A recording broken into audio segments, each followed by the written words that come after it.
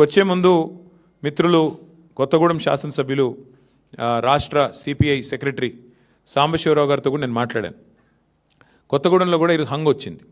అక్కడ కూడా సిపిఐకి 25 ఏదో వచ్చినట్టున్నాయి, మాకు 9ో 10ో వచ్చినట్టున్నాయి. కాబట్టి నేను వారికైతే ఓపెన్ ఆఫర్ ఇచ్చినాను.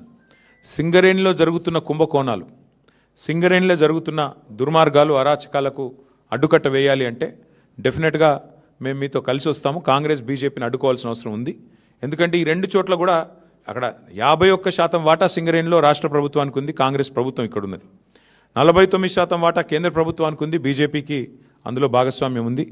ఇన్ని అక్రమాలు జరుగుతున్నాయని చెప్పి మేము గొంతెత్తి ధర్నాలు చేసి క్షేత్రంలో ఘోషించి ప్రెస్ మీట్లు పెట్టి గవర్నర్ని కలిసి ఇంత హంగామా చేస్తే మరి ఇంతవరకు అటు కాంగ్రెస్ చప్పుడు చేయదు, ఇటు బీజేపీ చప్పుడు చేయదు.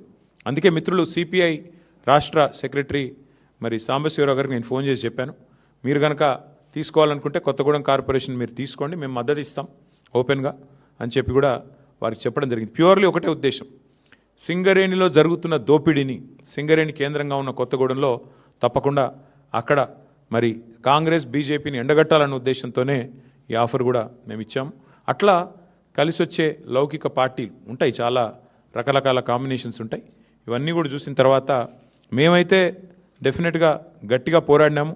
గట్టిగా క్షేత్రస్థాయిలో మా నాయకులు, మా కార్యకర్తలు కూడా బలంగా కొట్లాడారు.